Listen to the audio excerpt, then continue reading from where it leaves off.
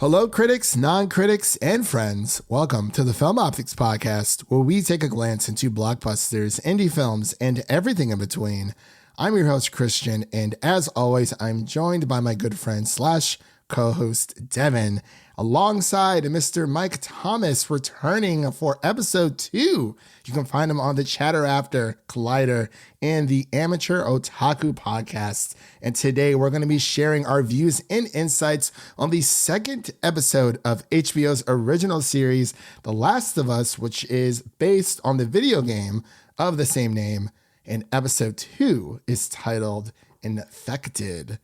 And before we begin today's episode, you can listen to our podcast on podcast platforms around the internet.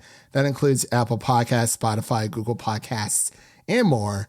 And if you are a new or seasoned listener to the show, we would love to hear from you guys. Follow us on Instagram and follow us on Twitter at Film Optix.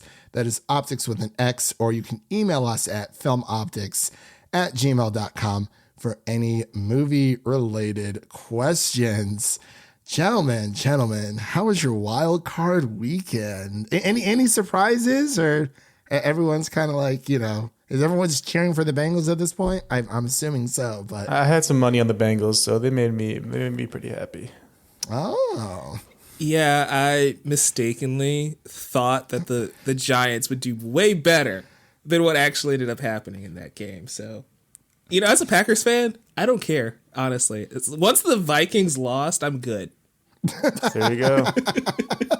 He's like, you know what? They're out. I'm a happy man. Yeah. Yeah, it was crazy weekend. I did a lot of, let's just say soul searching throughout these past few days. Not like serious soul searching. I was just out and about with some buddies, a lot of my friends from Cincinnati. So it's really hard not to root for the Bengals at this point.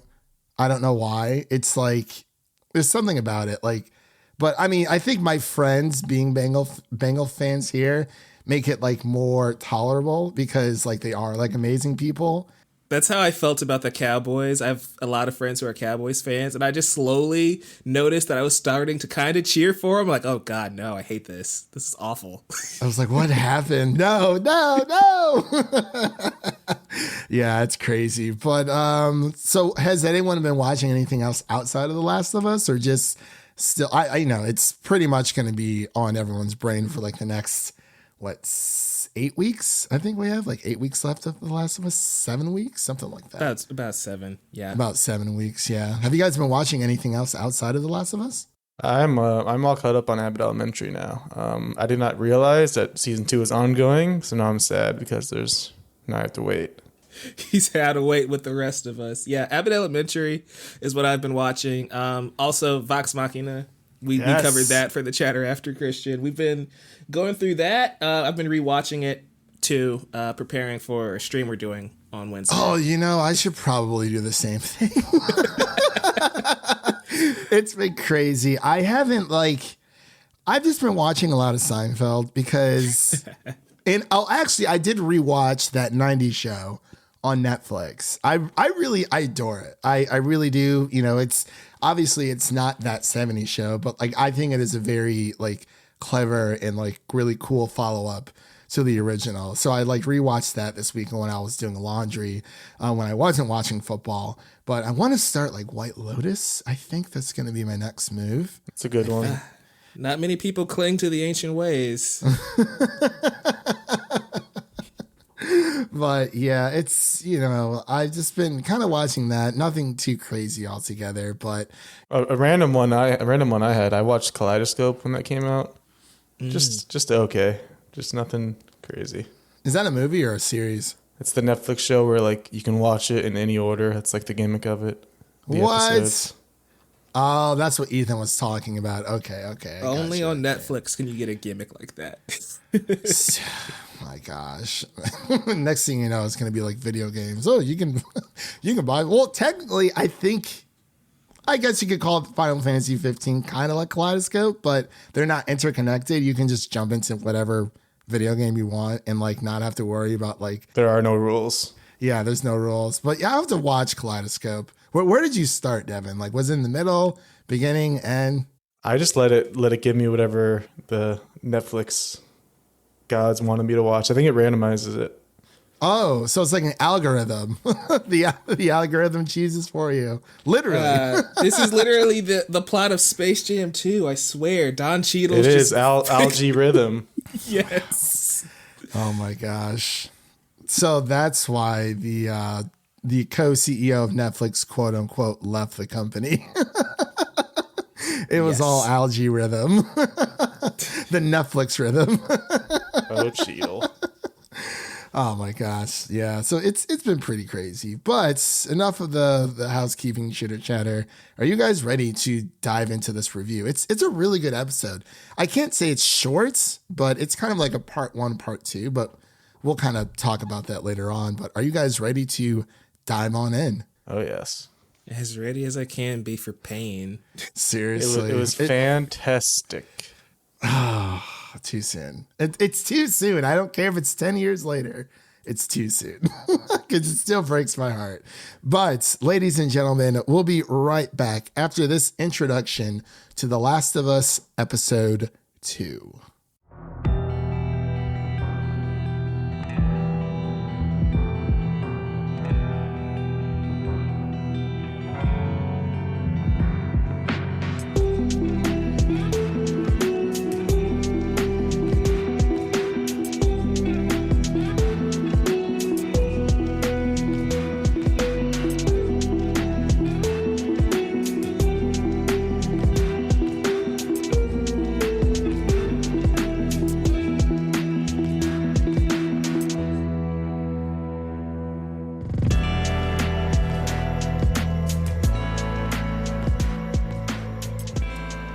And we are back with our episode 2 coverage of The Last of Us. Again, episode 2 is titled Infected. So if you are new here, welcome to the show. The way that we usually break things down here is that we will get into our initial reactions first, and then we'll dive into the heavy spoiler section after for the people who have seen or played the game. I guess you can also say seen if they just watch the cutscenes online.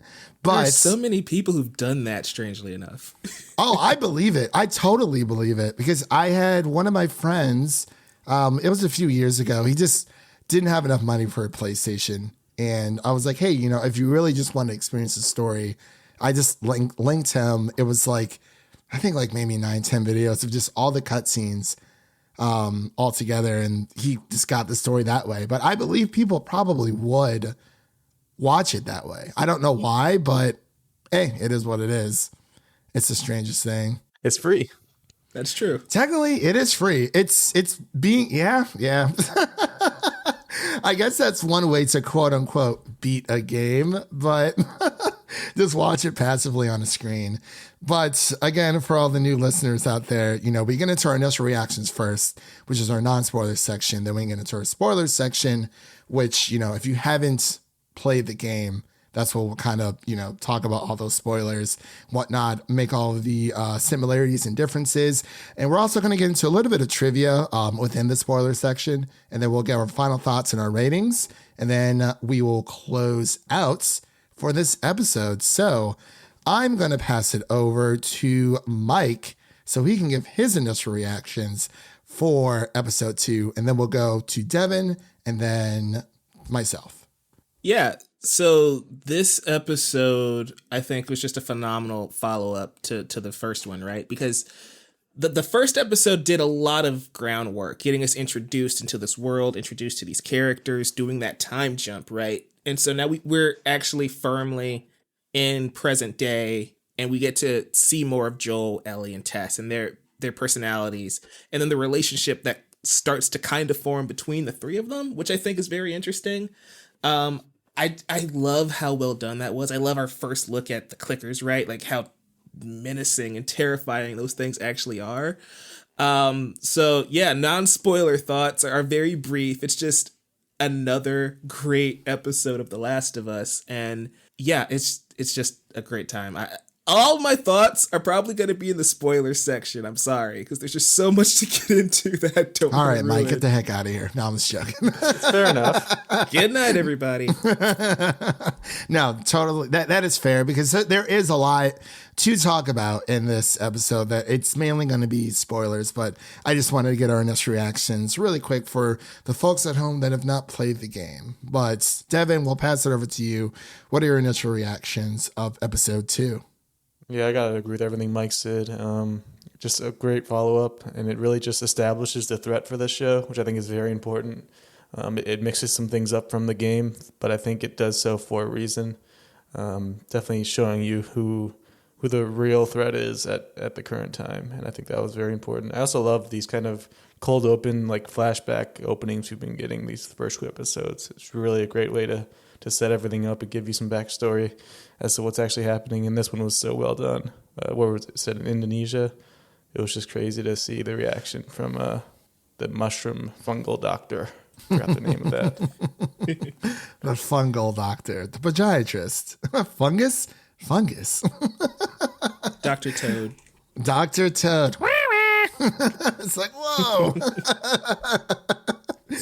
So, as far as my initial reactions go, I pretty much echo what you guys were saying. It was another fantastic episode. You know, it's the same, but it's different at the same time. And I was thinking about it a few days ago. I was like, well, obviously, when it comes to a lot of the scenes that they rip from the game or adapt from the game, especially, it's not always line to line. And I had to kind of separate that in my brain where it's like, well, if Pedro Pascal gave like the same performance as Troy Baker did in the video games, that's not Pedro giving his own performance. So this episode itself was directed by Neil Druckman, who was the director on both Last of Us Part 1 and Part 2 games, and was written by Craig Mazin.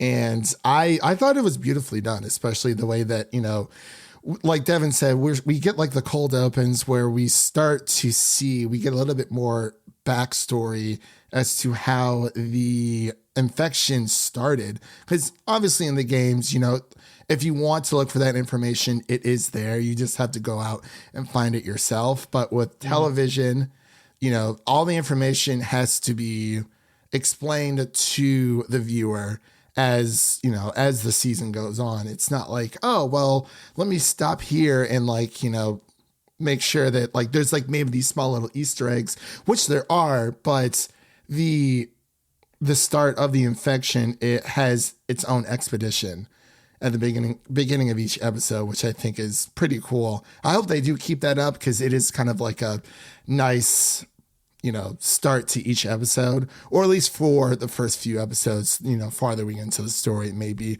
a little bit different. Yeah. But yeah, overall, I mean, you know, Tess, I apologize, I'm blanking on the actor's name who plays Tess, but I thought she gave a fantastic performance. You know, we get to see more of Ellie and just the back and forth interaction between Joel and Ellie play out on screen. Like, it's similar to the games, but it's its own thing. And it's familiar while being different at the same time, which is something I really appreciate. But those are just a few of my initial reactions. I know we're probably geeking out to get the spoilers here. So, gentlemen, are you ready to head in to our spoiler section? Let's save who we can save. Save what you can save. Oh, yeah.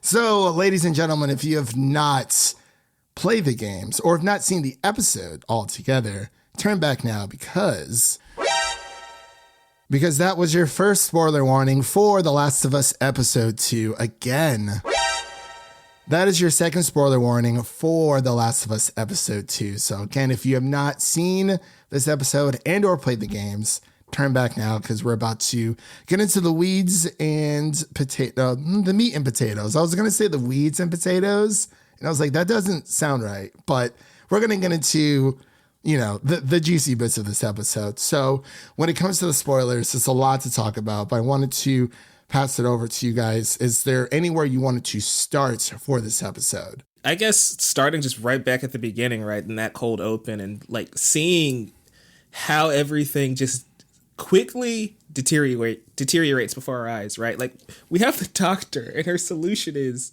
nuke the city. Bomb it. Bomb the city. Kill everyone. That was amazing. That's so heavy, man. And again, bringing parallels to our world.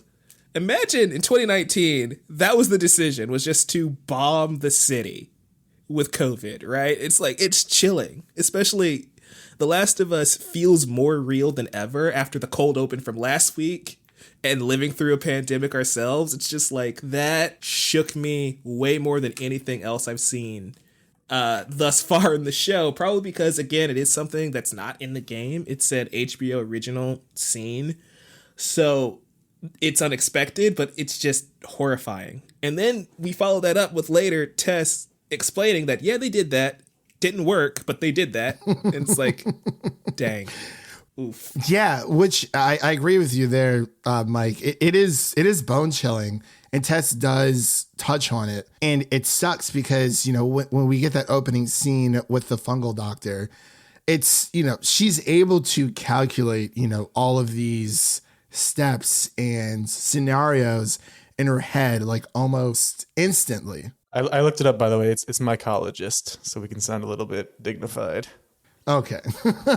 Well, I like fungal doctor. No, I was kidding. It does sound nice. Does it though?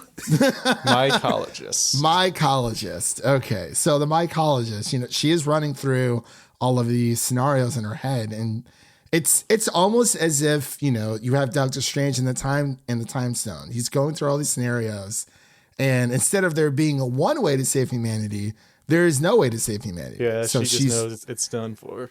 Yeah, so she's like, she just comes out and says, and not casually, but it's just like, bomb everything, because we cannot stop this. And like we, you know, they said it during the beginning of the first episode, you know, if this thing takes over, there is no vaccine, we lose. So then, you know, all of that, she wants to go home and, you know, spend the time that she has left with her family, because she was terrified. Like, you could see that. Yeah. And then, of course, we, you know, it's not an HBO show unless there's like a little bit of nudity in there, I guess. So we get to see the one of the victims, you know, who's been shot in the head, and, you know, the fungal doctor. I'm sorry, the name already like left my brain. Mycologist. Mycologist. Yep. And when she takes that little strand out of the mouth and it starts moving around, oh my God. Yeah, that would have freaked me out too. It's like you're fascinated, but like you're mesmerized, but you're creeped out at the same time. So with that in mind, I want your guys' opinions, because we did touch on this last week. Since there's no spores, they've been replaced by these weird tendril things. Was that effective to you, the way that it was used in this episode? I think it works. Actually, now that we've seen it in action, the spores, when it comes to Ellie's character, you know, it is a big thing. And it's a big thing in part 2 as well. But Craig Mazin did say that, you know, in a video game, that makes sense. There's a lot of suspense of disbelief when you are playing a video game. You know, we're swinging around the city as Spider-Man, and, you know, we're walking in, you know, these areas where only spores are available, or like, you know, live and thrive within like the deep confines of like certain buildings. Like in real life, if you are trying to adapt this to a real life scenario, spores would be everywhere. They wouldn't just locate in one or in like specific areas. I think it works really well for the show. Like, I don't have any qualms with it anymore. I like what they're doing with it, because it does look creepy, and this is an adaptation. You do have to change certain things, because like if you're adapting a book for television or for a movie, not everything can be adapted one for one, because there are things that work in the book that just look silly or sound silly on screen. So that's the way I'm approaching it with this adaptation. But I think the tendrils work. Devin, what are your thoughts?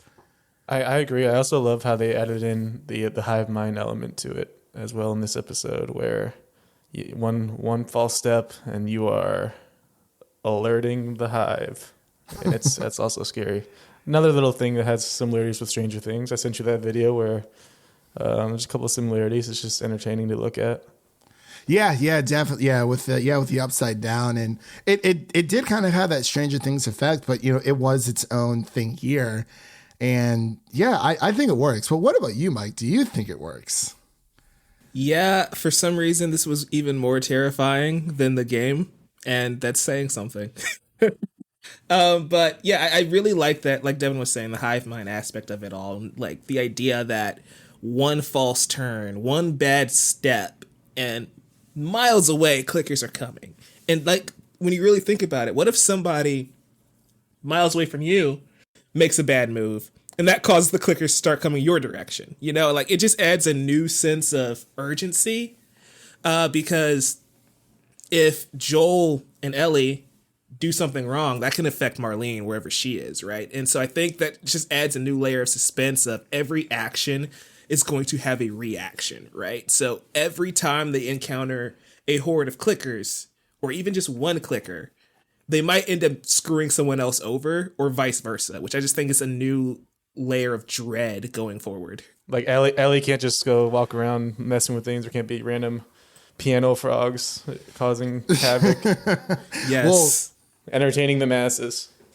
Right. So in of course we don't want, these fungi, making love with us or anything, or kissing us, but that was a creepy scene. But it's crazy because we have Tess, and in this episode we all knew it was coming. Tess, bites the bullet, but she does so in a different way, because when they get to there's actually been some controversy. Apparently, I saw there was an IGN article and everything. People, at least a section of people, are upset about the change from the video game. I see. I mean, I guess, but you can say, I don't know. And I'm not going to get into that, but even with the opening scene in Indonesia, like that takes place 2 days before, the premieres episode's events. So it kind of like builds up to it.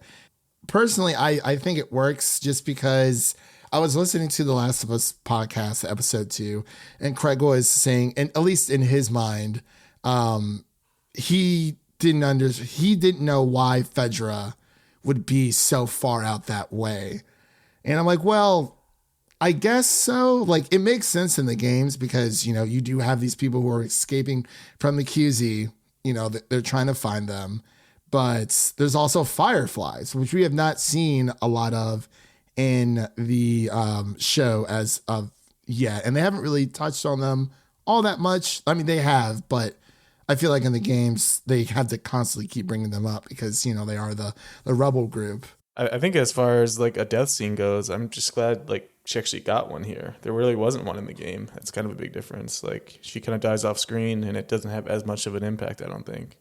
That's why it's fascinating that you mentioned that people were mad about that, because like she dies off screen in the game. I think it's just better here because I had forgotten honestly what the scene was, so I just watched it like an hour ago, the original Tess death scene, and it doesn't really have the same hit and impact as this one does. Definitely not as creepy, that's for sure. Again, like we had talked about last week when Mike was saying, there's going to be similarities, but whether or not people, like when it comes to like how events play out in the game versus in the show, some things are just different. Because I mean, at least for me, because yes, Tess does die off screen, but there's something eerie about that where she's like, okay, I just have to go do this. But again, in a video game, you kind of just have to get to the point and then move on to the next thing. But once it cuts out from the video game, you can hear Tess being shot at, but obviously you don't see it. But in the game, in the show, we see it play out in a different way. And I mean, you get to the same end goal. It's just played out differently. You just have the worst makeout sesh on screen of all time.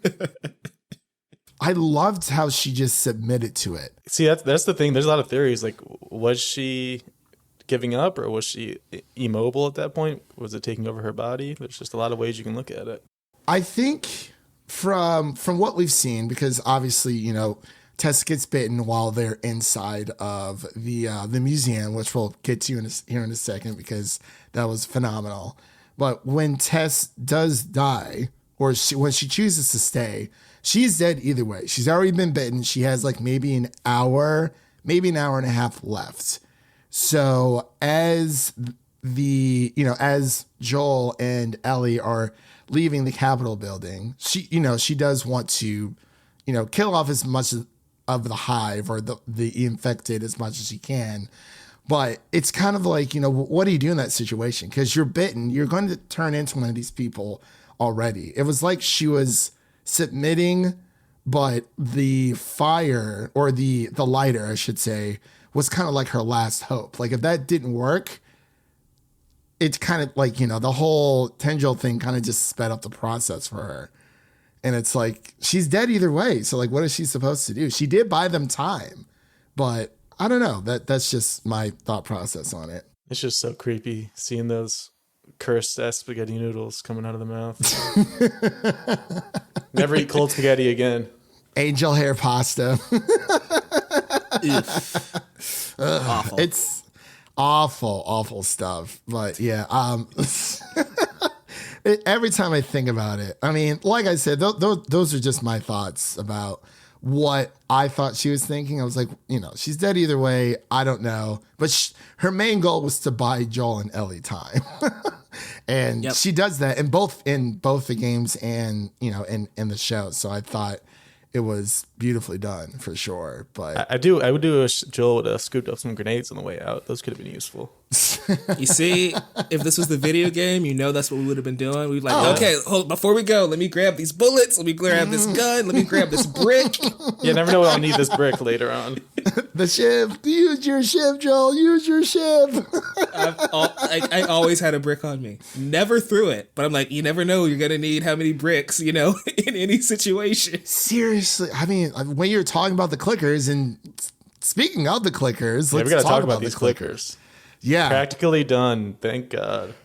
Seriously. Yeah. I was blown away, but I wanted to get your guys' thoughts on the museum clicker introduction. So we'll go to Mike, and then we'll go to Devin, and then I'll bounce it back to myself. Yeah. So the introduction and the build up to the clickers was so fascinating, right? I love how they set that up, and it's very much like the video game, right? Where you have to sneak around, try not to make a sound. I even love Ellie's confusion of not quite understanding the situation. Like, she's dealt with infected. She hasn't dealt with somebody who's been this far gone to where they're an actual clicker at this point, right? And so I love how this is the next progression from what we saw last week into this week, where we finally see a full-blown monster and how they interact and deal with that. And man, it was terrifying. I love how it's the same noise. It's the same clicking sound from the video game. It's just 1-to-1. They didn't change it. And I love, if you watch the episode, you have that little bonus at the end, right, where Craig and Neil are talking about how they thought about redesigning them, and then they said, no, it's perfect. There's no point in changing it. And so seeing how effective it was in this episode and how eerie and creepy these things were, it was phenomenally done. I loved it. I'm just glad, unlike the video game, there was not a horde of them where I had to kill like 20. The two were surprisingly effective. They are annoying to kill, that's for sure. It was crazy. Devin, what are your thoughts on the introduction of the clickers? Yeah, I thought it was great how they kind of have to communicate with each other within that small time frame and without even really talking, because things are happening and they have to figure out how to survive. And I just love how they looked. I saw an interview with Pedro and Bella where they were just like, they were done practically, and maybe done too practically, because they scared us. Yeah, for sure. The clickers, when I saw them, and like Mike had said, like during the inside of the episode, that small little blip that you get towards the end of every episode, Craig Mazin's goal was to, for people who have seen the game or have played the game, or I guess we can also say, quote unquote, seen the game or watched the cutscenes. If you play the game, you see the clickers and you're like, yes, that's the clickers. And if you haven't, you're like, holy crap, like, what is that? Like, nothing about this universe. And that's the only downside of this entire experience that I've had, is that I've not been able to watch this with someone who's never played the game and does not know the story. That would be a amazing experience, I think, at least for me. But for the clickers, even down to the movement, the hair and makeup, the prosthetics, it was the speed, the jumping, like, it's all so scary. Like, they get after it. Right. And we were also talking about last week, Mike had mentioned asking us that if, since we're not getting a lot of action in the show, we get a little bit of the traditional, sneaking around in the museum in this building where, they're not supposed to be, no talking. The classic video game split up where you have to split rooms because. Speaking of which, just quick note, I love that Ellie still can't swim. Yeah, thank gosh. That's also, that's a very big part of her character. I mean, extremely. It's crazy. Yeah, being born in a post-apocalyptic world, there's probably a lot of things that you would not know how to do. Yeah.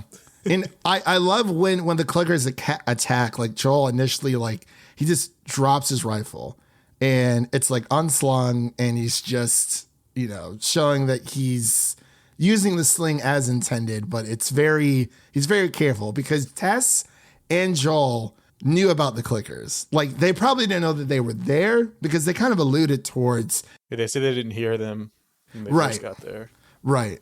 Yeah. And it's very interesting how that happens. But I love how also at the beginning of the episode when, or not the beginning of the episode, but I guess so when they first enter the museum, when Joel opens up the door. That shot was so good. The set design is just amazing. The set design was fantastic, but when they're opening up the door, it makes like the sound or like sound characteristics of a clicker. Yeah. And I was like that, like of the place that they were staying when, Ellie's like in the little fetal position, like right after the little cold open. I was like, oh wow, she's just like sleeping in the sunlight.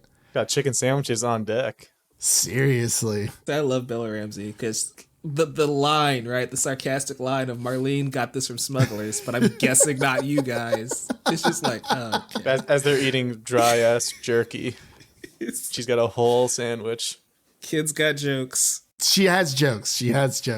But there's a reason why she's like the only person, I'm assuming, who's able to eat like anything yeast related, was because of the opening in Indonesia. They mentioned that, this might have started from one of their flour factories. And apparently they have Indonesia has one of the biggest like yeast factories or flour factories like in the entire world. And I thought that was pretty cool. Yeah, that's how Joel and Ashley like narrowly escaped all the yeast foods that could have poisoned them in the first episode. Yeah.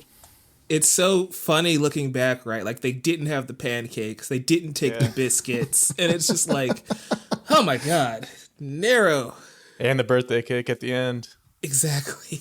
All because Joel was, he didn't want any cookies. He was on that new diet. Atkins. He was on Atkins, he said. He was on Atkins. He was. Him and Rob Lowe. Well, I wanted to open the floor back up to you guys. Was there anything you wanted to mention in the spoiler section before we get to a little bit of the trivia on our side and, before we close out for the for this episode? Another shot I really loved was when they crossed over the rooftop. That was just the perfect video game shot when they zoom out as Ellie's crossing. I thought that looked amazing. Yeah, I guess that's what we can stick on for a sec here. It's just the set design and like, what do we think of Neil Druckman's direction, right? Because again, video game and HBO series aren't quite the same, and I thought he did a fantastic job of translating what was in the game to live action. And I also think that's why this episode, even compared to the previous one, has so many Easter eggs and nods and camera movements that are the same, right? Because he is paying homage to himself, essentially. He's like, I know what this scene is supposed to look like, so we're just going to do that. I think I got it perfectly the first time. And I thought that was very fascinating. Yeah, I keep going back to that Troy Baker quote from, I think it was last week, where he just said, it's not adaptation, it's evolution. Like they're adding to the story instead of just copying it. And they're doing such a good job of adding these little things to it.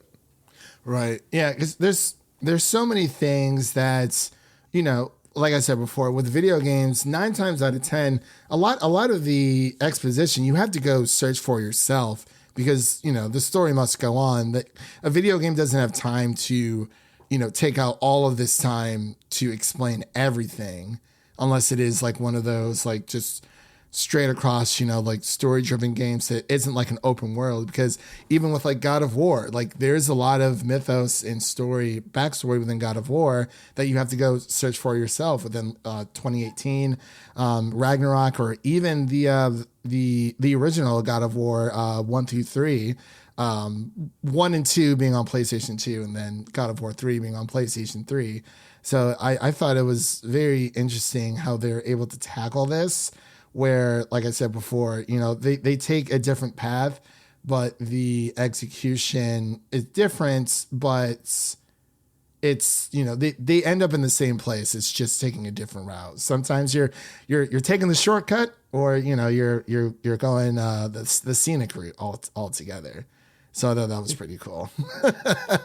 But man, you can't deny that view. Yeah, speaking of scenic route, I love the ending of this one where Ellie just doesn't really know what to do, because she wanted to go back and save Tess, but then they escape and it blows up, and she just kind of stands there. She's like, do I go with this guy? I don't really know what to do. That is true, because it's more of, we see Ellie, she's so enthralled and like so into Joel beating up the Fedra agent in episode 1, to, hey, I just left behind Tess, who was doomed either way. And, Ellie's fighting Joel, saying, like, we can't just leave her here. And it's like, what else are you supposed to do? And she kind of I feel as if Ellie feels like abandoned, or it's like, well, now I'm stuck with Joel. And now, after these last 2 episodes, this is where the real journey begins. And that's what I'm very excited about, because we have everything with Tess. We see how Tess is so hopeful in the series. We get a little bit, of her within the games where, she had to like kill her own family, things of that nature. You kind of find that stuff throughout by talking to her in the games. But here she has not necessarily a redemption, kind of, because she did say that they're not good people, which is what this world is all about. Yeah. And it's, I don't want to get too much into it, but I'm just going to leave it there. Joel and Tess aren't exactly saints. They're not necessarily heroes either. That's what I love about Anna Torv's performance in this episode, though, right? It's because you get the sense of that, but you also, like you said, redemption. And her, especially in those final moments, realizing I've been bitten for a few minutes and I'm already struggling. Ellie clearly is the key to something. We can atone for our sins, essentially, right? For all the bad stuff we've done the last 2 decades by getting this girl where she needs to get to. And I think that's why the line, save who you can save, it's going to affect Joel throughout the rest of the season, right? Because the look on his face when she says that and he just grabs Ellie and runs out, that is powerful stuff. And, those who know kind of already know, but I just think that phrasing and the way that they kind of focus on that line and that shot, it's going to inform his character going forward. And it's just so well done. Yeah, I love all the little nuances that Pedro Pascal is throwing in here. Like when he helped up Ellie after she fell down in the water, and he just glances at his hand and he just, you see, he feels something, like just little stuff like that gets added in that just adds so much character. And we start to see the relationship between Joel and Ellie, while Tess is alive, number one, while she's kind of scouting around before they cross over the plank. We get a little bit of alone time between Joel and Ellie, where Ellie's kind of just constantly asking Joel questions about, like, where are you from? Like what did you do before, the outbreak and all this stuff. But Joel, he opens up a little bit, but he immediately shuts off, where he's like, okay, no more personal questions. But we start to see some type of some type of bond, or just a basic, get to know you level. Hey, you have to take me across, country. You got to take me these fireflies. We might as well get to know each other a little bit beyond the way, because in a way I feel that Ellie feels safe with Joel, but there are times where she doubts what Joel is capable of. So, and like she said in the first episode, what are Joel and Tess capable of? Well, we kind of see it here. Joel hightails it out of there. He's like, all right, we got to go. Let's go. And she's, Ellie's like, you're just leaving Tess. And it's like, she was bitten. And it's not like she was bitten on her leg. She was bitten on, I think they said neck was 1 to 2 hours on that chart at the first episode. Yeah, I think that was like the quickest way that someone was able to turn or be infected. Quickest route to the brain, I guess. Yeah, I guess that is true because it does. Yeah, it has to travel up the. Yeah, very smart, Craig and Neil. Yeah, we all sound like mycologists. We sound like the fungal doctors. My college. You know what? In the edit, can you guys just dub over every time Christian says fungal doctor? I mean, I'm the one who edits it, so we'll see. It's gonna be like the weirdest thing. It's like as you say it, tendrils are coming out every time. Tendrils. Yeah, I think it's great. I love the performances in this one. I also love how they're kind of simplifying the story in a way, and I know you guys touched on it a little earlier. Fedra's not here. They're not playing a role in this story, because remember, in the video game, Tess is buying time from Fedra, not from the infected. Yeah. So I think it's very fascinating how it's, again, like we were saying, it's the same general idea. We're getting them from point A to point B, but we are choosing a different path, so to speak, which I find very interesting because they didn't have to do it that way, but it gives us a proper introduction to what the infected and the clickers look like. So I thought that was kind of cool. Yeah, I like how the first episode was more Fedra based and focused, and this one's just all infected. Like, we got to establish how awful these things are. Right. And, just because Fedra is not in this episode doesn't mean that we may run into them later on. We don't know. Yeah. But I do appreciate how this isn't just a simple one-to-one adaptation like we said last week. Mike had said last week that it would be just the extremely safe route. It's not a bad decision, but, let's experiment a little bit here and see what we can do for the TV show that we're not able to do within the video game. Yeah, it's been the subtle changes that have excited me most out of this show, just seeing what they've added to the world. Yeah, definitely, Devin. It's one of those things that it's the smaller, the small little details that really make up the show. Well, I just wanted to throw out one little quick trivia thing. We didn't technically get to it, but that's okay. We were just gushing about the episode altogether, which it's totally fine because 2 back-to-back banger episodes.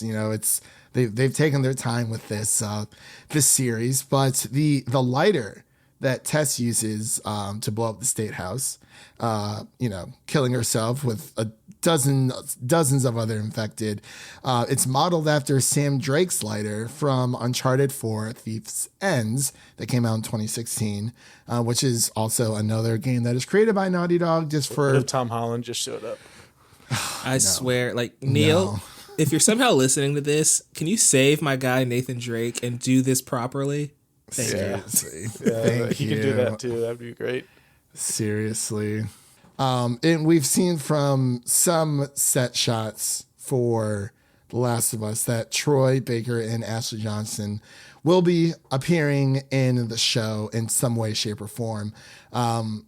I think we know both of them, but I'm not going to say them. I know we're already in spoilers, but I don't want to say anything just to kind of be on the safe side. But we'll get there when we get there, buddies. Yes, buddies. But let's go to our final thoughts and our ratings here. So I'll kick it back over to Mike, and then we'll go to Devin. Then I'll give mine. Mike, what are your final thoughts and ratings of episode 2 of The Last of Us? Much like last week, this was just a really great episode of television. It was very creepy. Like, the last week was very depressing and sad. This leaned more to the horror aspects of The Last of Us, where it's just like, yeah, we're not getting much sleep tonight. But it was phenomenally done. It was, again, we talked about the clickers and the practical sets, and I just think them being able to do that practically, there's some CGI hints here and there, but it just really kind of adds to it, right? It makes it feel more real than just CGI zombies. So I think that was well done. I just can't wait to see the rest of this series because it's phenomenal. I love everything we're getting. Like Devin even said, that the nuances we're getting in Pedro Pascal's performance, right, as Joel are great, and they only get better from here. And I can't wait to talk about that because it's honestly my favorite part of the series. And next week's going to be a really good one. But rating for this episode, I don't know, 10 out of 10, I guess. I have no complaints. My only complaint is that I hate how these tendrils look. And that's a good thing. That's what they want. Yeah. But I hate it because they're so creepy. Very repulsive. Very, very repulsive, yeah. Devin, what are your final thoughts and ratings of this episode? Yeah, I love how we're just all in agreement here because it's just another banger episode. And from all accounts, next week is going to be even crazier. So everyone get excited. I'm excited. Oh, I'm very, very excited. For my final thoughts, ratings, it's hard to do a rating for this because we all know what happens, but it's the way how it's executed for television. So I guess for just my final thoughts, ratings, you kind of guess we all like it. But for my final thoughts, it is amazing. Like, I'm very excited that this is finally here. My mom's watching it every single week. She texts me after she had watched the episode, and it's fun to talk about it, obviously with other Last of Us fans like ourselves, but it's also very fun to talk about it with people who are now just starting to play the video games.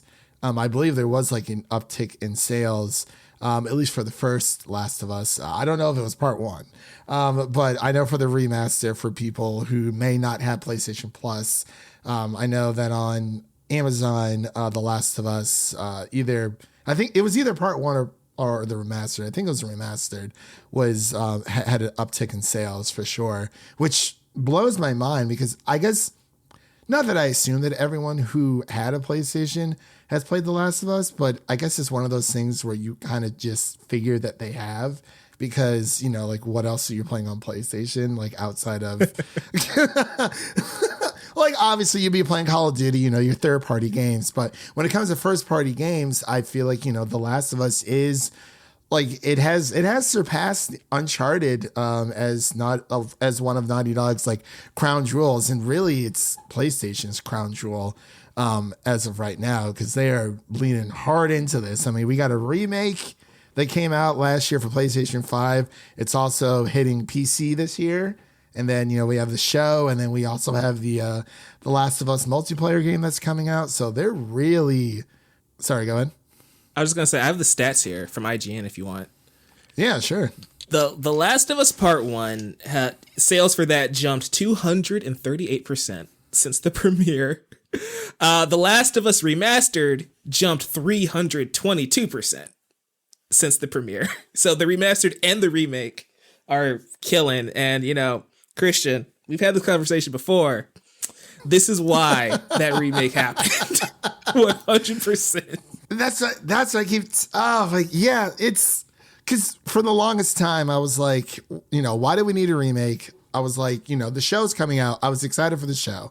And I was like, I felt like the show can stand on its own legs. Clearly it can.